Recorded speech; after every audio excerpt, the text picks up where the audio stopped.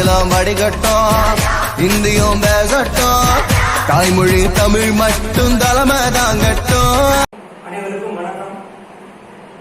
கொடிய கொரோனா தொற்றுநோய் உலகையே புரட்டி போட்டுக் கொண்டிருக்கின்ற இந்த நேரத்தில் ராசவேலு சிற்பக தமிழகத்திலே 1471வது நிகழ்விலே உரையாற்றுகின்ற வாய்ப்பை பெற்றிட்டமைக்கு நான் மற்றற்ற மகிழ்ச்சி அடைகிறேன். தமிழ் கேட்டால் எந்த நோயும் ஓடிவிடும். அது உடல் நோயாக இருந்தாலும் சரி, மனநோயாக இருந்தாலும் சரி, மாற்றுகின்ற வல்லமை தமிழுக்கு உண்டு. அந்த அடிப்படையிலே தான் இந்த காணொலி காட்சி மூலமாக செண்பக தமிழகத்தின் 1471வது நிகழ்வு மிகச் சிறப்பாக நடைபெற்றுக் கொண்டிருக்கிறது. நம்முடைய தமிழ் பூமி இருக்கிறதே, அது பாட்டாலேயே வளர்ந்த பூமி. பிறக்கும் போது தாலாட்டு, பிற வயதில் பலபாட்டு, இறக்கும் போது ஒப்பாரி என வளர்ந்த பூமி இந்த பூமி. தமிழ் அனைத்தையும் காத்து நிற்கும். தமிழ் உலக மக்களையே சேமமாக படுத்திருக்கக்கூடிய ஒரு அற்புதமான மொழி.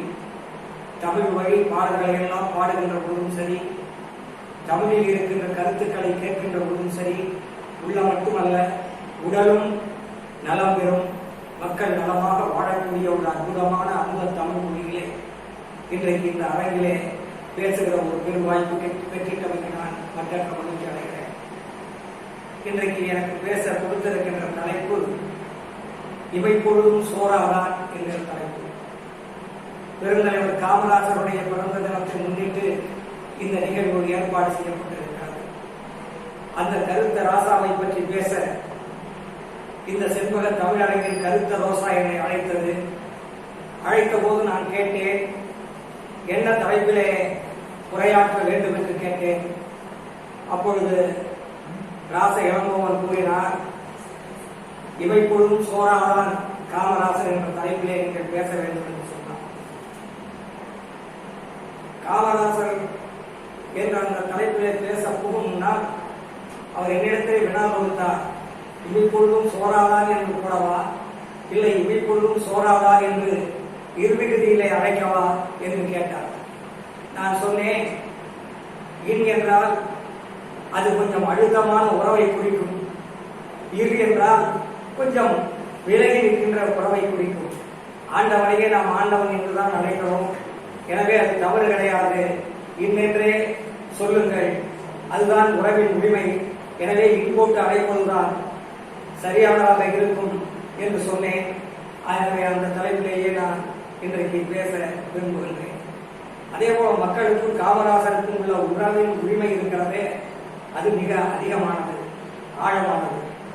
எனவே இமைப்பொழுதும் சோறாதான் என்றே தலைப்பை கொடுங்கள், இனிதாக இருக்கின்றேன்.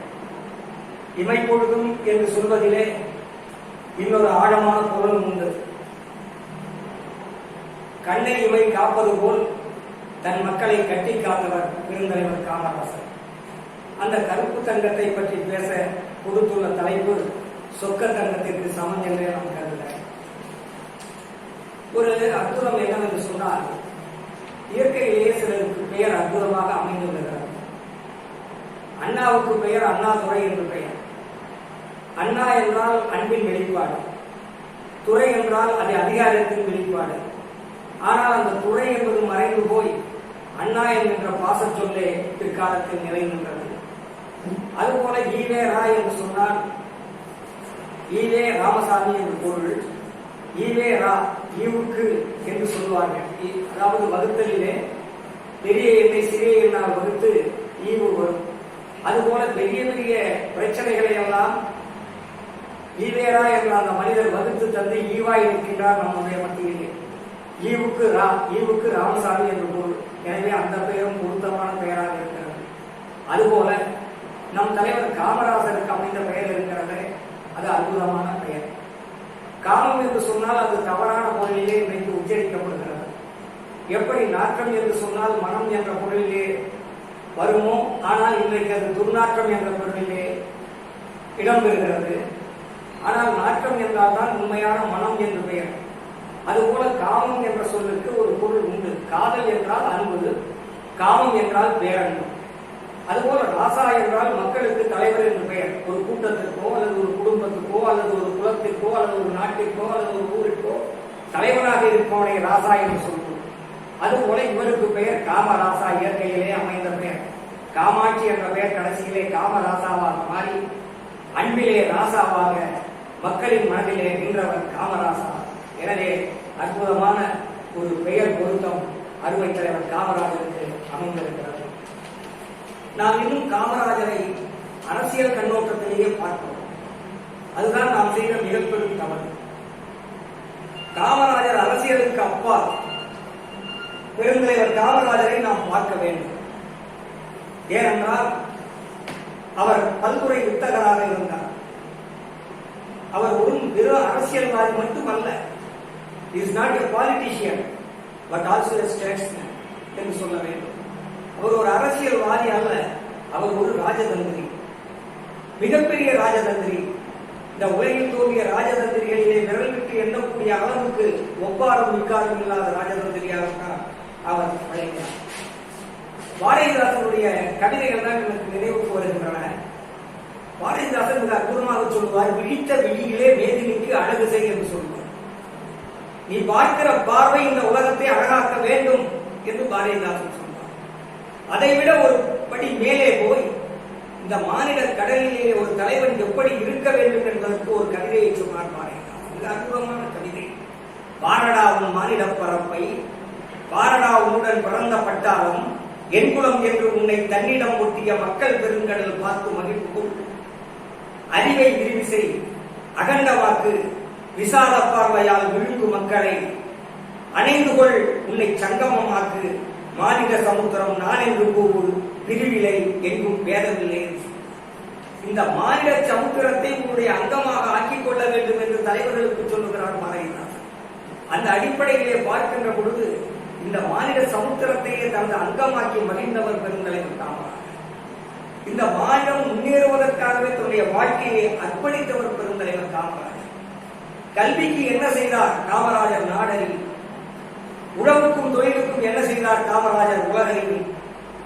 இந்திய அரசியலில் அவர் தொட்ட உச்சம் சரித்திரம் அறிவும் வரலாறு சொல்லும்.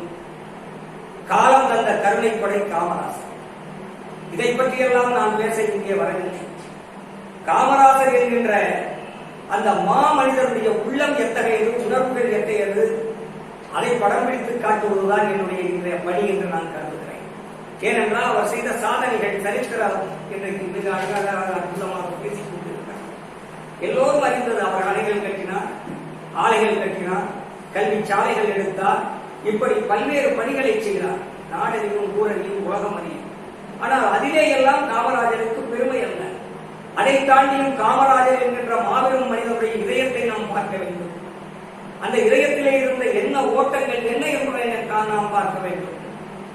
அசோகர் என்ற பேரரசன், அவனை பற்றி சரித்திரம் சொல்லுகிற பொழுது சாலை அமைத்தான், சத்திரங்கள் உருவாக்கினான், குளங்களை வெட்டினான், ஊருணிகளை தோற்றுவித்தான். இப்படி அவனுடைய புகழ் பாடும். அதுவல்ல அசோகன் என்பது. அதற்கும் அப்பால் ஒரு அசோகன் இருக்கிறார். அந்த அசோகன் கலிங்க போரிலே மரண படுக்கையிலே கிடந்த மனிதர்களை எல்லாம் பார்த்து கண்கலங்கி, இனி நான் போரையே தொடமாட்டேன், மக்களுக்கான சமாதான வாழ்வை ஏற்றுக்கொண்டு மக்களுக்காக வாழ்வேன் என்று சபதம் எடுத்து அதற்கு பிறகு மாறி என்ற மகத்தான மன்னனாக இருந்தானே, அந்த மன்னனைத்தான் இன்றைக்கு சரித்திரம் பேசுகிறது. மாவீரன் அசோகன் என்று சொல்லுவதை விட மனித குலத்தை காக்க வந்த மாபெரும் மனித நேயர் அசோகன் என்று நாம் சொல்ல வேண்டும். அதே போலத்தான் பெருந்தலைவர் காமராஜர். அவர் எத்தனையோ அற்புதமான பணிகளை செய்திருந்தாலும் கூட மக்கள் மீது கொண்ட கலப்படம் இல்லாத அன்பு, கருணை, இரக்கம், இவைகள் தான் காமராஜர். அதை பற்றி தான் நாம் சிந்தித்து பார்க்க வேண்டும். மேடையிலே அவரை வைத்துக் கொண்டு புகழ்ந்து பேசினால் காமராஜர் அதனை தாங்கிக் கொள்ள மாட்டார். ஏய் நிறுத்துன்னு, என்னை பற்றி பேசவா, என்னுடைய புகழை பற்றி பேசவா என்று வந்து அது தேவையில்லை. இங்கே அது நாடறியும் ஊரறியும் மக்கள் அறிவார்கள். பிரச்சனைகளை பற்றி பேசுங்கள், அந்த பிரச்சனைகளுக்கு தீர்வு எப்படி வர வேண்டும் என்று சொல்லுங்கள், இப்படி பேச வேண்டும் என்று அந்த மேடையிலேயே அனலாக குதித்திருக்கிறார் பெருந்தலைவர் காமராஜர். அவரை பற்றி புகழ்ந்து பேசினால் அவருக்கு பிடிக்காது, அது தேவையில்லாத ஒன்று என்று நினைத்தவர் பெருந்தலைவர் காமராஜர். கீதையிலே கண்ணன் சொல்வான், ஆசையின் தூண்டுதலால் செய்யப்படும் செயல்களை துறப்பது துறவு. துறவு என்பது என்ன? ஆசையின் தூண்டுதலால் செய்யப்படும் செயல்களை துறப்பது துறவு, சந்நியாசம். அச்செயல்களின் கர்ம பலத்தை துறப்பது தியாகம். அந்த செயல்களிலே வருகின்ற அந்த கர்ம பலன்கள் இருக்கிறது பாருங்கள், அதை துறப்பதுதான் சந்நியாசம், அதுதான் தியாகம். ஒவ்வொருவருக்கு நிர்ணயிக்கப்பட்ட செயலை பலனின் மீது பற்றற்று செய்ய வேண்டும். ஒவ்வொருவருக்கும் நிர்ணயிக்கப்பட்ட செயலை பலனின் மீது பற்றற்று நிர்ணயிக்கப்பட்ட செயலை பற்றற்று செய்ய வேண்டும். எவன் ஒருவன் விருப்பு வெறுப்பு இல்லாமல் செயல்களை செய்கிறானோ அவனுடைய செயலே உண்மையான துறவரமாகும் என்று கீதை சொல்கிறது. அப்படி பார்க்கிற போது அதற்கு முழுமையான விளக்கமாக விளங்குகின்றவர் அருமை தலைவர் பெருந்தலைவர் காமராஜர். எந்த காரியத்தையும் பலன் எதிர்பாராது, கடமை ஒன்றே தனக்கு இடப்பட்ட கட்டளை என்று கடமையோடு இந்த மண்ணுக்கு கடமையை ஆற்றியவர் பெருந்தலைவர் காமராஜர். அந்த கடமையையும் கண்ணியத்துடனும் கட்டுப்பாட்டுடனும் ஆற்றிய பெருமை அவருக்கு. காமராஜர் என்கின்ற அற்புதமான மனிதன் ஆண்ட காலம்தான் இந்த தமிழகத்தினுடைய பொற்காலம். அவருடைய ஆட்சியில்தான் இவை போதும் சோறாமல் எண்ணற்ற திட்டங்களையும் அதன் மூலம் வளர்ச்சிகளையும் உருவாக்கியவர் என்பது அனைவருக்கும் தெரியும். ஆனாலும் 1967 அவர் தோன்றார். ஆட்சியும் போனது, நாடும் மக்களும் வேதனையில் துவண்டனர். சோர்வுற்றது காங்கிரஸ். ஆனாலும் காமராஜர் நிமிர்ந்து நின்றார். நாமே ஆழ்வதற்காகவா பெற்றோம் சுதந்திரம்? நாம் தோற்றிருக்கலாம், ஆனால் ஜனநாயகம் வெற்றி பெற்றிருக்கிறது என்று ஜனநாயகத்தின் உண்மையை உறக்கச் சொல்லியவர் பெருந்தலைவர் காமராஜர். அதுதான் காமராஜர். சுதந்திரத்திற்காக போராடிய போதிலும் சரி, சுதந்திரம் பெற்றுக் கொடுத்த பொழுது நாட்டின் ஆட்சி தலைமை ஏற்ற அற்புதமான செயல்பாடுகளையும் திட்டங்களையும் தந்த போதிலும் சரி, அப்பழுக்கில்லாத ஆட்சி நடத்திய போதிலும் சரி, தோற்ற போது நான் இவ்வளவு செய்தேனே, மக்கள் என்னை தோற்கடித்து விட்டார்கள் என்று அங்கலாய்க்காமல் அவர் இதையும் ஜனநாயகத்தின் வெற்றி என்று பறைசாற்றினாரே. அந்த ஜனநாயக அவருடைய அந்த ஜனநாயக உள்ளத்தை எப்படி நாம் சொல்லுவோம்? அவருடைய ஆட்சி காலத்திலேதான் திட்டங்கள் எல்லாம் சிந்தாமல் சிதறாமல் மக்களை போய் சேர்ந்தது. அதிகாரிகள் அப்படி பணியாற்றினார்கள். வைகை அணைக்கட்டு திட்டம் முடிந்த பொழுது திட்ட மதிப்பீட்டை விட குறைவாகவே செலவழித்து எஞ்சிய பணத்தை கொண்டு வந்து காமராஜரிடத்திலே தருகிறார்கள். காமராஜர் மிகவும் மகிழ்ச்சி அடைந்தார். உடனே சொன்னார், இந்த பணத்தை வைத்துக் கொண்டு நாம் என்ன செய்ய போகிறோம்? இங்கே குழந்தைகள் எல்லாம் இந்த அணையை பார்க்க வருவார்கள் இல்லையா? அந்த குழந்தைகள் எல்லாம் மகிழ்ச்சியாக இருந்து போகட்டுமே, இங்கே ஒரு பூங்காவை உருவாக்குங்கள் என்று எஞ்சிய பணத்துக்கு ஒரு அற்புதமான பூங்காவை உருவாக்கி அந்த குழந்தைகள் கொஞ்சி விளையாடுகின்ற மகிழ்ந்து விளையாடுகின்ற அந்த காட்சியை மனக்கண்ணால் கண்டு அவ்வளவு பெரிய மனிதர், அவ்வளவு பெரிய திட்டத்தின் மத்தியிலும் குழந்தைகளுக்காக ஒரு அற்புதமான திட்டத்தை தந்தார் என்றால் எவ்வளவு பெரிய மனிதர், எவ்வளவு சிறிய மனிதர்களை பற்றி கூட சிந்தித்து செயல்பட்டிருக்கிறார் என்று பார்க்கிற போதுதான் காமராஜருடைய கருணை உள்ளம் நமக்கு மிக தெளிவாக புரியும். காமராஜருக்கும் தந்தை பெரியாருக்கும் உள்ள உறவு பற்றி அவசியமாக சொல்ல வேண்டும். ஏனென்றால் இது ஒரு முக்கியமான சரித்திர நிகழ்வுகள். பெரியார் இல்லாமல் காமராஜர் கிடையாது, காமராஜர் இல்லாமல் பெரியார் கிடையாது. இரண்டு, அந்த ஈரோட்டு சிங்கமும் விருதுநகர் சிங்கமும் இணைந்த பொழுதுதான் அந்த இணைப்பை கண்டு தமிழகமே அஞ்சியது. அந்த அளவுக்கு இரண்டு பேரும் ஒன்றித்து இருந்தார். காமராஜரை பச்சை தமிழன் என்று அழைத்து மகிழ்ந்தவர் பெரியார். அவர் சொன்னார், இந்த கருப்பு மனிதனை, இந்த காமராஜரை 10 ஆண்டுகள் விடாமல் கெட்டியாக பிடித்துக் கொள்ளுங்கள். இவனால் தான் தமிழ் இனம் வாழும், தமிழகம் வாழும், தமிழகம் பல துறைகளில் வெற்றி பெற முடியும். எனவே இந்த காமராஜரை விட்டுவிடாதீர்கள் என்று பெருந்தலைவர் காமராஜர் கொண்ட பற்றால் பெரியார் சொன்னார். போகின்ற இடங்களெல்லாம் பிள்ளைகளுக்கு பெயர் சூட்ட வேண்டும் என்று சொன்னால் காமராஜர் சொல்லுவார், பெரியார் சொல்லுவார், காமராஜர் என்று சொல்லுவார். ஏனென்றால் இந்த காமராஜரால் தான் தமிழகம் கல்வியிலே தலை நிமிர்ந்தது. இந்த காமராஜரால் தான் கல்வி வெள்ளம் ஆறாக பாய்ந்தது. இந்த காமராஜரால் தான் சாதி ஒழிந்தது. இந்த காமராஜரால் தான் சிறு சிறு சண்டைகள் இல்லாமல் இருந்தது. இந்த காமராஜருடைய ஆட்சியிலே தான் தமிழகம் காமராஜாக இருந்தது, அமைதியான மாநிலமாக இருந்தது. எனவே காமராஜரை பற்றி தமிழகம் பின்பற்றி செல்ல வேண்டும் என்று பெரியார் அன்னைக்கு கூறினார். அப்படிப்பட்ட பெரியாரும் காமராஜரும் கண்ட கனவு இன்றைக்கு சீரழிந்து கொண்டிருக்கிறது. அவர்கள் உருவாக்கிய சமுதாயம் இன்றைக்கு மீண்டும் அதே பள்ளத்தை நோக்கி வீழ்ந்து கொண்டிருக்கிறது. இதை தமிழ் இளைஞர்கள் உன்னிப்பாக கவனிக்க வேண்டும். தமிழ் இளைஞர்களுக்கு மாபெரும் கடமை உண்டு. இந்த இரண்டு கிழவர்களும் கட்டி காத்த இந்த மரபை, இந்த இரண்டு கிழவர்களும் அஞ்சாமல் என்று போராடி நம்முடைய தமிழ் சமுதாயத்தை காப்பாற்றிய அந்த சரித்திரத்தை தமிழ் இளைஞர்கள் கட்டி காப்பாற்றியாக வேண்டிய காலகட்டத்திலே நாம் நின்று கொண்டிருக்கிறோம். அதை தமிழ் இளைஞர்கள் செய்வதற்கு முன்வர வேண்டும். இதுதான் என்னுடைய ஆணித்தரமான வேண்டுகோள். இன்றைக்கு சாதி பாம்புகள் மறுபடியும் நெளிந்து கொண்டிருக்கின்றன. அந்த சாதி பாம்புகளை அடித்து ஒழிக்க வேண்டிய மாபெரும் கடமை நமக்கு இருக்கிறது. அந்த கடமையை செய்வதற்கு இளைஞர்கள் தயாராக வேண்டும். அடுத்து தமிழினுடைய நிலைமை, தமிழை வளர்த்தவர் பெருந்தலைவர் காமராசர் என்பதை யாருமே மறுக்க முடியாது. தமிழ் கலைக்களஞ்சியம் உருவாக்கப்பட்டதுதான் காமராஜருடைய ஆட்சியிலே தான். அதற்கு பிறகு கலைக்களஞ்சியம் என்று ஒன்று உருவாக்கப்படவில்லை. காமராஜருடைய ஆட்சி காலத்திலே தான் கல்லூரியிலே தமிழ் ஆட்சி மொழியானது. காமராஜருடைய ஆட்சி காலத்திலே தான் கலைப்பிரிவுகள் மாத்திரமல்ல, அறிவியல் பிரிவுகளிலும் பாடங்கள் தமிழிலே வந்தன. காமராஜருடைய ஆட்சி காலத்திலே தான் ஊட்டியிலே இருக்கின்ற ராஜ்பவன் என்ற ஆளுநர் மாளிகை தமிழகம் என்று மாற்றப்பட்டது. காமராஜருடைய ஆட்சி காலத்திலே தான் தமிழாசிரியர்களுக்கு ஊதிய உயர்வு அளிக்கப்பட்டது. தமிழாசிரியர்களுக்கு பெருமைகள் பல தரப்பட்டன. காமராஜருடைய ஆட்சி காலத்திலே தான் கோவையிலே ஒரு குழு அமைக்கப்பட்டு வாரந்தோறும் பெருந்தலைவர் காமராஜர் அங்கே சென்று தமிழ் வளர்ச்சி பணிகளிலே ஈடுபட்டார். அதற்கு பிறகு அத்தகைய பணிகளிலே எந்த அரசும் ஈடுபடவில்லை என்பது வேதனைக்கு உரிய ஒன்று. அப்படி தமிழை வளர்த்தவர் பெருந்தலைவர் காமராஜர். அப்படிப்பட்ட தமிழுக்கு இன்றைக்கு ஏற்பட்டிருக்கின்ற இழிவான நிலைமையை நாம் பார்க்க வேண்டும். தமிழ் இளைஞர்கள் கவனிக்க வேண்டும். இன்றைக்கு கல்லூரிகளிலே, கல்விக்கூடங்களிலே தமிழ் கிடையாது. தமிழகத்து கல்விக்கூடங்களிலே, பள்ளிக்கூடங்களிலே தமிழ் இல்லாமல் ஒருவன் படித்துவிட்டு வர முடியும். இந்த வெட்கக்கேடு வேறு எந்த மாநிலத்திலாவது உண்டா? தமிழிலேயே படிக்காமல் 11வது 12வது வகுப்பு வரை தமிழகத்திலே பள்ளிகளிலே படித்துவிட்டு வர முடியும். வேறு எந்த மாநிலத்திலும் இல்லாத பொருள். கோவில்களிலே தமிழ் இல்லை. தமிழகத்து தெருக்களிலே தமிழ் கிடையாது. வீடுகளிலே தமிழ் கிடையாது. எங்கு பார்த்தாலும் தமிழ் இல்லாத ஒரு அவல நிலை. இதை இன்றைய இளைஞர்கள் சிந்தித்து பார்த்து தமிழை வளர்த்த அருமை தலைவர் காமராஜருடைய வழியிலே நின்று இளைஞர்கள் மீண்டும் தமிழை வளர்க்க முன்வர வேண்டும். இனப்பற்று ஒரு மனிதனுக்கு வேண்டும். பெருந்தலைவர் காமராஜருக்கு அது அதிகமாக இருந்தது. ஒரு முறை அமெரிக்க நாட்டினுடைய அதிபர் நிக்சன் இந்தியாவிற்கு வந்திருந்த பொழுது பெருந்தலைவர் காமராஜரை சந்திக்க வேண்டும் என்று கேட்டார். பெருந்தலைவர் காமராஜர் முடியாது என்று சொல்லிவிட்டார்.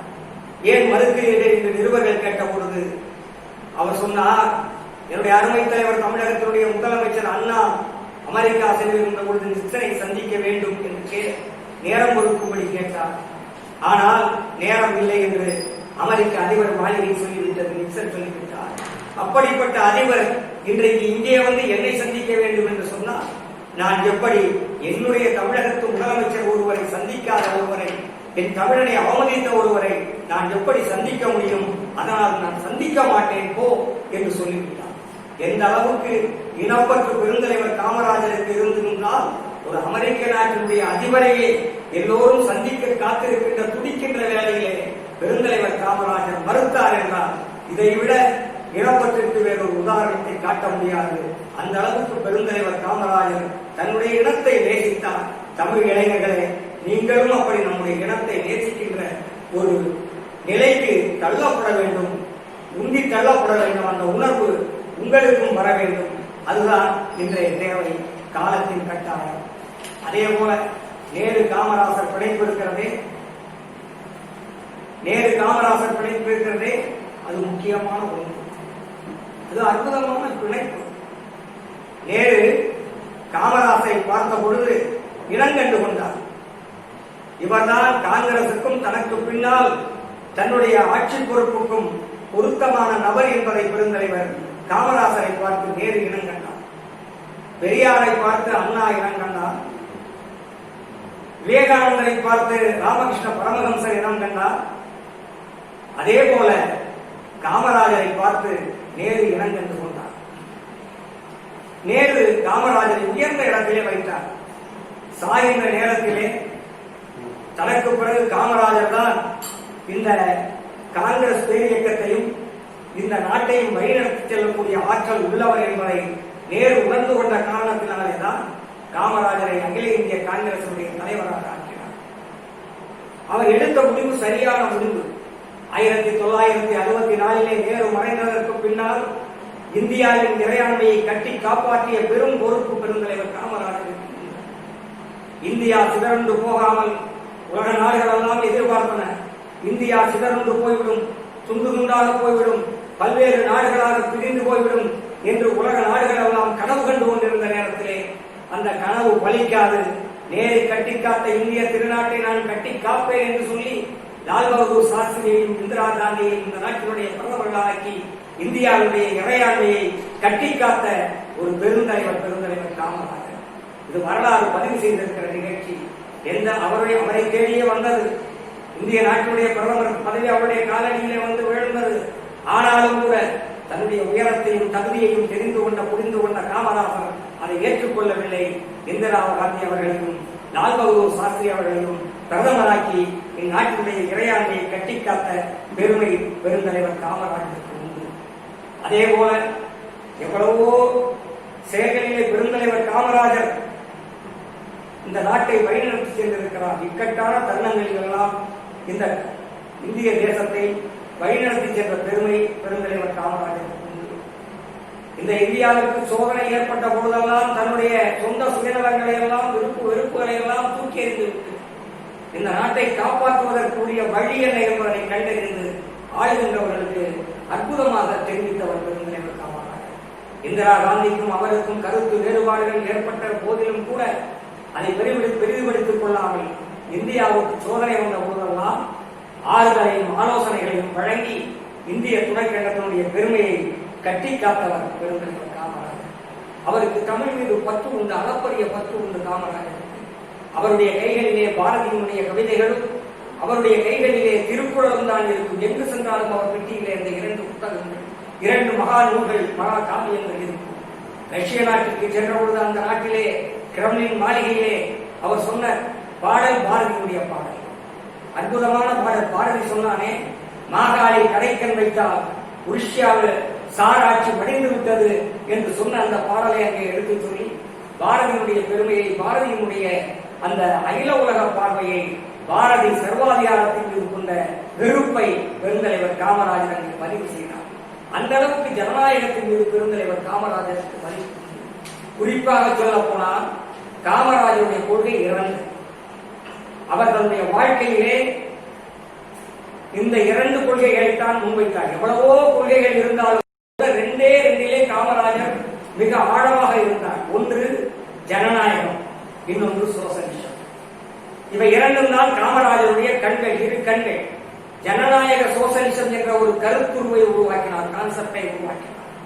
உலகமெல்லாம் அதை பார்த்து மகிழ்ந்தது, போற்றியது, புகழ்ந்தது. ஜனநாயகம் மக்களுடைய வாழ்க்கைக்கு, அரசியல் வாழ்க்கைக்கு ஜனநாயகமும், மக்களுடைய ஆரோக்கியமான வாழ்க்கைக்கு சோசலிசமும் தேவை என்று வற்புறுத்தியவர் காமராஜர். சோசலிசம் மக்களுடைய வாழ்க்கைக்கு தேவை, ஜனநாயகம் அரசியலுக்கு தேவை.